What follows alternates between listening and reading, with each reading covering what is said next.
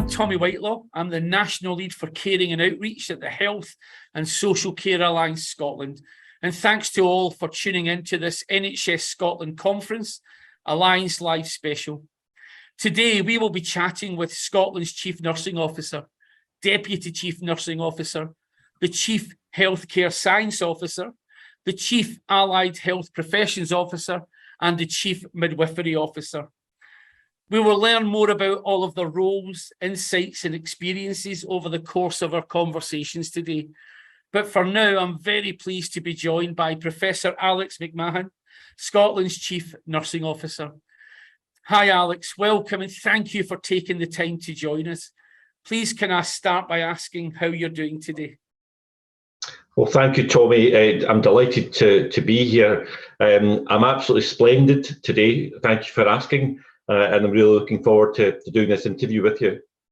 Thank you, Alex. But maybe we can start. Could you start by explaining to us a bit more about your role in Scottish Government as the Chief Nursing Officer? And what does that mean? Okay, so the Chief Nursing Officer has a directorate within government, and that directorate sits within the Director of Health and Social Care.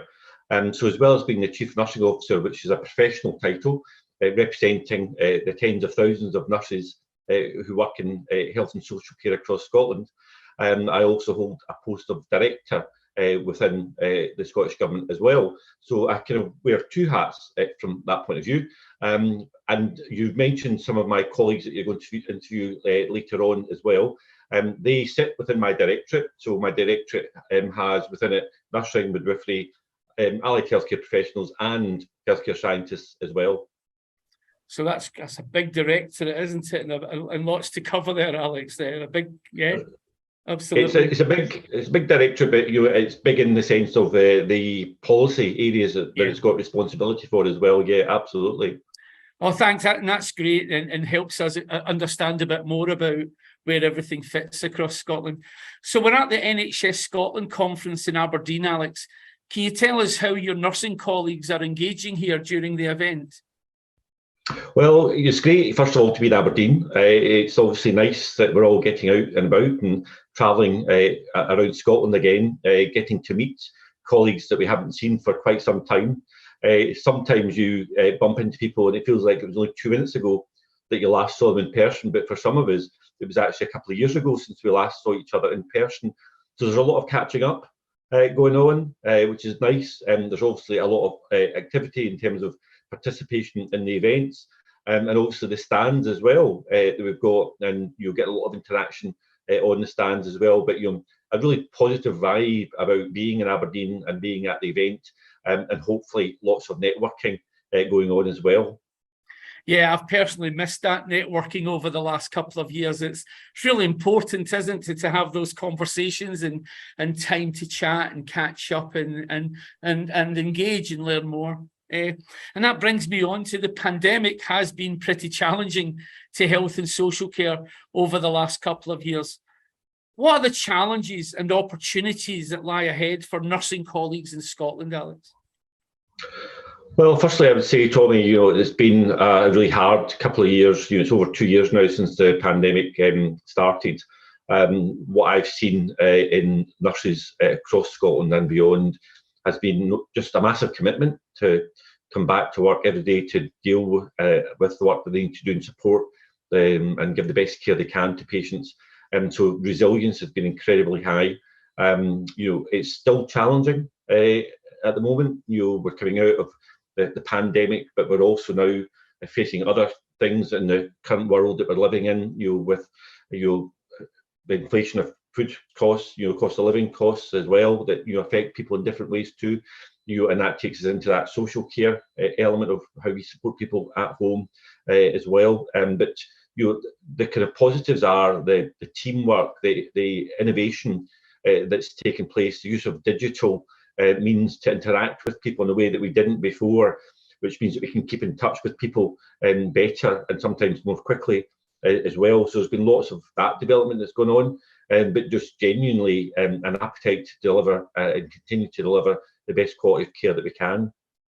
Oh, thank you, Alex. And actually, can you tell me how will you be spending your time at the conference, Alex? Well, I've got a few sessions that I'm doing, one of which is an audience with the Chief Medical Officer and the Chief Nursing Officer. So not quite sure how that will go, but I'm really interested in the questions that people will pose to Gregor Smith and myself. I'm also taking part in a discussion on the National Care Service as well. So that's a very topical topic, and so I'm looking forward to what the audience might have by way of questions on that. And I'm also looking forward to just going to some of the sessions myself, and also being on our stand. My directorate's got a stand at the conference, so if you come along to the stand, you'll actually get to meet some of the people that you're interviewing, and myself, and some of the other people who work with me in my directorate. Oh, so they sound like a couple of great sessions, and there'll be lots of great sessions over the days at the conference. And there's a wee call out: come down to the stand and have a chat with the Chief Nursing Officer. Please do that. Yes. If I'm allowed to welcome people to do that, come and have a chat with the Chief Nursing Officer. Alex, what message would you like to give to colleagues listening to this interview and across Scotland? Well, firstly, just to echo what I said earlier about, thanks to everyone who has done what they've done over the last couple of years. I came into government last October. Before that, I was Exec Nurse Director in NHS Lothian, so I very much had that front-facing role, and I understand completely what it was like for people working in health and social care. And actually, one of the things that I've done coming into government has made sure that I've kept up that visibility. So one of the things I've really cherished is going out, meeting people in the places that they work in, just to put myself in their shoes, as it were, and to understand what it's like. So that's something I'm going to continue to do. And again, if people want to come down to the stand and say, we'd like you to come and visit us, then please do that, because I'm always receptive to an invitation. So that offer is something I'd like to, but also just to say, in terms of the future, I think there's loads of positives building on what we've done over the last couple of years that we mustn't let go of. I think we do need to look after our well-being, our resilience. So one of the things I would say to people is, please make sure that you look after yourself, in order that you can look after the patients that you care for too, from that point of view. And you will know the things that make you feel good, be that the hobbies, be that gardening, be that mindfulness, be that whatever it might be. So please make sure that you do look after yourself, because your health is just as equally important as it is to everyone else. That's a really important message, Alex. So thank you for sharing that.